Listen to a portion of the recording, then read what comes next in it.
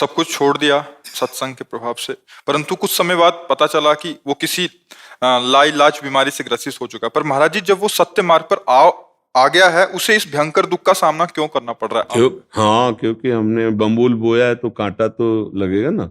तुम कितना सतमार्ग में आए हो तो ये तो तुम जान रहे हो, लेकिन इस शरीर की हम बात कर रहे हैं। बचपन से भगवत मार्ग में कभी किसी को ऐसे चोट पहुंचाई हो, ऐसा हो नहीं सकता।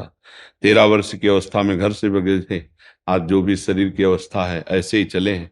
दोनों किडनी फेल है ना। ये नई खेती, उसका प्रभाव। हम दुखी नहीं हैं, हम रोगी नहीं हैं, हम परास्त नहीं हैं। किसी को विश्वास नहीं होता कि ऐसी दिनचर्या वाला आदमी किडनी फेलियर हो सकता है। विश्वास नहीं होता।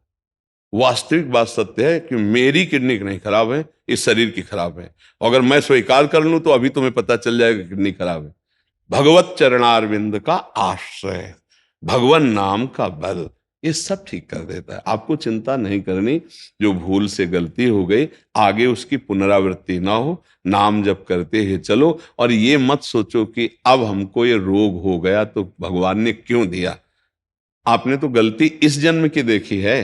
अभी एक दिन एक प्रश्न कर रहे थे कि बिना किसी अपराध के मुझे दंड क्यों दिया गया। हमने कहा भाई ईमानदारी की बात मान लीजिए, हमारी सरकार में कभी ऐसा नहीं है। जो आध्यात्मिक भागवतिक निर्णय है उसमें कभी ऐसा नहीं। इसी जन्म के ऐसे पाप बताओ जिनका तुमने कोई प्रायश्चित नहीं किया, कोई दंड नहीं मिला। अब वो बो गए या वो फल नहीं देंगे आपको। ऐसी जगह पिटवाएंगे, ऐसी जगह फंसाएंगे जहां 100% सत्य हो, लेकिन वो एकांतिक पाप जिसको कोई नहीं जानता, वो तुम्हें वहां दंड देगा, तुम्हें भुगतना पड़ेगा। अवश्य में भोक्तव्यम कृतम कर्म शुभाशुभम।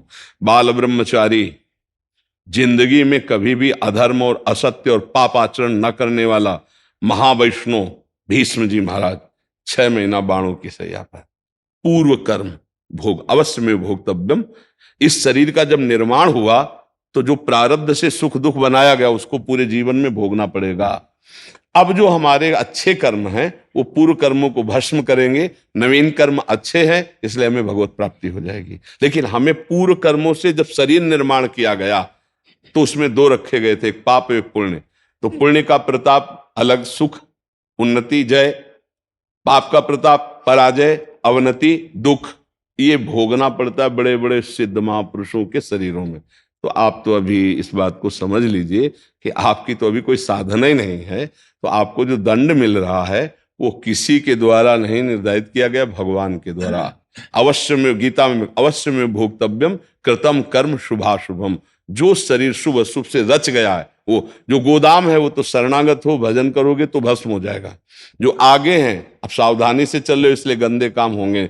अगर भूल चूक से हो जाते हैं तो तत्काल उसका दंड मिलेगा, हृदय जलेगा, बहुत परेशानी महसूस होगी, उसी में भस्म हो जाएगा। लेकिन जो शरीर रचना में हुई कि भाई 80 साल जीना है, 5 साल की अवस्था में ये दंड, 18 में ये, 22 में वो मिलेगा। ये अब हमारी नई फसल है, नई खेती है। हमें बहुत विवेक पूर्वक चलना है, घबराना नहीं कि भक्ति में चल रहे हैं तो अब कष्ट ज्यादा बढ़ रहे हैं। नहीं, 1 इंच भी कष्ट ज्यादा नहीं मिलेगा। जो हमें परिणाम भोगने वो भोगने ही हैं। नहीं तो देखो बड़े बड़े संतों के, किसी के कैंसर, किसी के, रामकृष्ण परमहंस जी के गले में कैंसर, भगवत प्राप्त महात्मा बड़े बड़े महापुरुषों के। तो ऐसा क्यों फिर होता? उनकी भक्ति में कोई कमी होती है क्या? नहीं। तो यह हमें ध्यान रखना है कि हमको शारीरिक दंड भोगने पड़ेंगे। मानव देह है, बड़े बड़ों को भोगना पड़ा। आप इतना समझो, भगवान राम जी के पिता का सौभाग्य प्राप्त हुआ दशरथ जी को, हुआ ना। इसके बाद दशरथ जी के द्वारा एक अपराध बन गया था श्रवण कुमार का, अचानक में वो। तो आप देखो वो पुत्र के वियोग में उनके माता पिता पधारे ना, तो महाराज भगवान पुत्र बने लेकिन उसको मिटारा नहीं। दशरथ जी को वैसे ही तड़प कर प्राण त्यागने का श्राप हुआ था, वैसे ही तड़प कर प्राण त्यागे। तो भाई आप इतना इशारे से समझ लीजिए कि कर्म का जो दंड है निर्धारित जो हो चुका है वो तो भोगना पड़ेगा, और जो हमारे कर्म जमा है वो भस्म हो जाएंगे। महाराज जी मैं कहना चाह रहा हूँ, जैसे पूर्व कर्म से जो हमें कष्ट प्राप्त हो रहा है, जो परेशानी हो रही है, तो उसके लिए कुछ पश्चाताप का मार्ग नहीं। वो इसका एक ही पश्चाताप के नाम जब करते हुए उसके ऊपर उठो, उसे भोगना पड़ेगा। जो प्रारब्ध छूट चुका है इस शरीर में आ चुका है, वो हमको भोगना पड़ेगा। नहीं अगर ऐसा होता ना तो संत महात्मा 1 मिनट में छू छा करते, सब हो जाता। जैसे लोग नहीं कहते कि ऐसा कर दो, इनका ये रोग ठीक कर दो, उनका ठीक कर दो। भैया आज तक हमने ऐसे किसी ब्रह्म ऋषि को नहीं देखा है। नहीं, छू ऐसे किया वैसे हो गया। कितना वो भजन करते हैं छू करने वाले पता नहीं। नौटंकी नाटक कर्मों के नाश के लिए नहीं है, वो बहुत ही मतलब विचित्र खेल है। बोले तुम्हें अमुक रोग है, बोले हाँ, बोले ठीक, बोले हाँ ठीक। अरे वाह भाई, ऐसे हो तो सब अस्पतालों में ताला लग जाए भाई। बोले मुर्दा जिंदा, तुम्हें पोस्टमार्टम को कहीं ले जाओ, सीधे वहां ले जाओ। तो छू बोलेंगे पूरा शरीर निहाल हो जाएगा। ऐसा तो हमें कई शास्त्रों में नहीं मिला। औषधियां हैं, रोग है, उनका निवारण धीरे धीरे ऐसे आयुर्वेद है, होम्योपैथिक है, एलोपैथिक है। हाँ, ऋषि मुनि अध्यात्म के द्वारा भवरोग का निवारण करते हैं। कभी कोई अपनी तपस्या का प्रयोग किसी ऐसे विशिष्ट के लिए, कभी कोई 1-2 के लिए कर दिया, वो भी गुप्त रूप से, तो उनको भी उसका पाप लेकर भोगना है। उसका दूर किया, उसका पाप लेके भोग। ऐसा नहीं छू, ऐसा नहीं है, नहीं तो भगवान छू करके श्रवण कुमार के पिता का श्राप नष्ट कर देते। भगवान सर्वसामर्थ्यशाली। पक्का मतलब विधान को समझने की चेष्टा की जाए, इसलिए भक्ति पुष्ट हो जाएगी अगर विधान समझ जाओगे, नहीं तो आपकी अश्रद्धा हो जाएगी। अगर आपका चिंतन प्रभु में लग जाए तो प्रभु शरीर रोगी होते हुए भी कोई फर्क नहीं पड़ता लग गया महाराज जी, है। लग गया। तो फिर अब शिकायत मत करो कि कोई रोग है, कोई कर। राधा, ये जाएगा, तुम नहीं हो, ये जाएगा। और आपने मेरा जीवन बदल दिया महाराज। हाँ नहीं, अभी तो क्या है, अभी थोड़ा और आगे बढ़ो, ऐसी ऊंचाई पे आओगे कि नाच पड़ोगे, रो पड़ोगे कि प्रभु आप बड़े कृपालु, प्रभु कि हमको संत समागम मिला। जब द्रवहि दीन दयालु राघो तो साधु संगति पाइए। सच्ची बता रहे हैं आपसे, हर समय ऐसा उत्साह और ऐसा बल बना रहता है केवल प्रभु के उससे। भगवान के माता पिता कंस कारागार में है, कितनी बड़ी अव्यवस्था है आप सोचो। गर्भवती मां देवकी, पिता, और अवतार किनका हो रहा है? सर्वलोक महेश्वर भगवान का। अब विचार करके देखो, भगवान वहीं उसी समय कंस को नष्ट कर देते जो चतुर्भुज नारायण रूप। नहीं, समय लीला, हमें जाओ छुपा दो जाके न।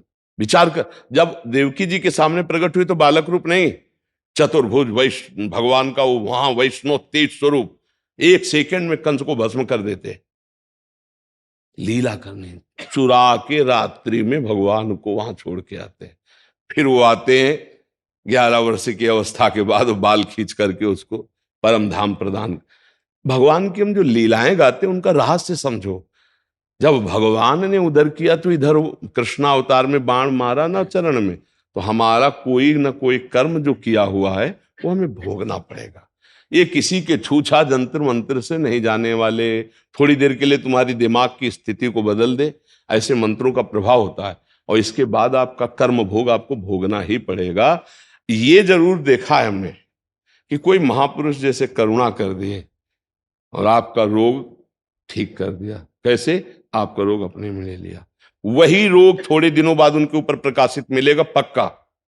ये देखा है 1, 2, 4 घटनाएं ऐसी, पर ऐसा हमने आज तक नहीं देखा है छू और ये जंतुर बांध लो खत्म, ऐसा तो हमने नहीं देखा। इसलिए कह रहे नाटकबाजी में ना फंस के राधा राधा राधा ईमानदारी से चलो, अपने कर्मों का दुख सुख जो आवे उसको शांति से भोगते हुए अपनी जीवन यात्रा पूरी करो। हमारी बात जो शास्त्रीय बात है, नहीं ऐसा आज तक कोई ब्रह्म ऋषि इतिहास में नहीं दिखाई दिया। तो हमें फिर लगता है कि नौटंकी में हो सकता है, नहीं फिल्म में जैसे नहीं किया जाता, और नौटंकी में हो सकता है।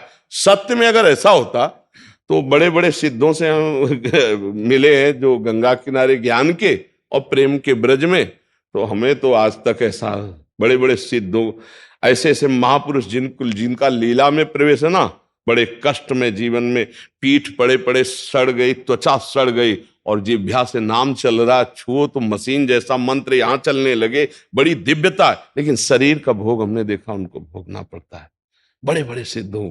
इसलिए भाई इस भ्रम में तो रहो मत।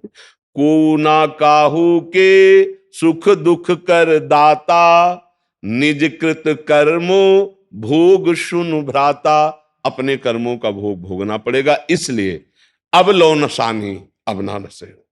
अब हम अच्छी फसल तैयार करेंगे, पिछली फसल हमें भोगना है, अगली तैयार करके मुक्त हो जाना है। ये ईमानदारी वाली बात समझ लीजिए। सही होना है अपने ईमान बल से।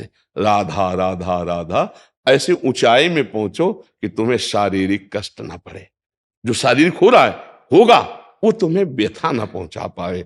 सत्य के मार्ग को जानना, चलना और पाना ये बहुत कठिन हो रहा है। आज का जो समय हो रहा है ना, ये तो हम धन्य भाग मनाते हैं कि आप बैठ के सुनने आए हो।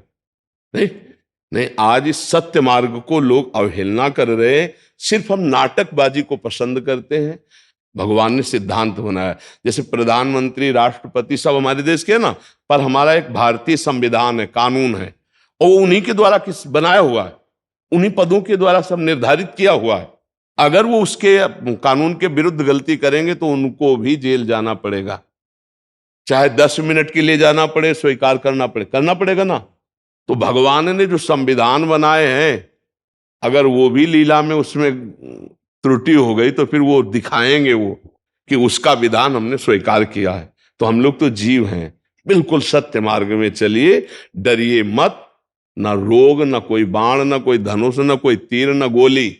नैनम छिन्दन्ति शस्त्राणि नैनम दहति पावका, न चैनम क्लेदन्त्यापो न शोष्यति मारुता। ये मेरा स्वरूप है और ये देह नष्ट होगा। कितनों को आग में फूंका जाता है, देखते हो आप, तो तुम्हारा शरीर नहीं फूकेगा क्या?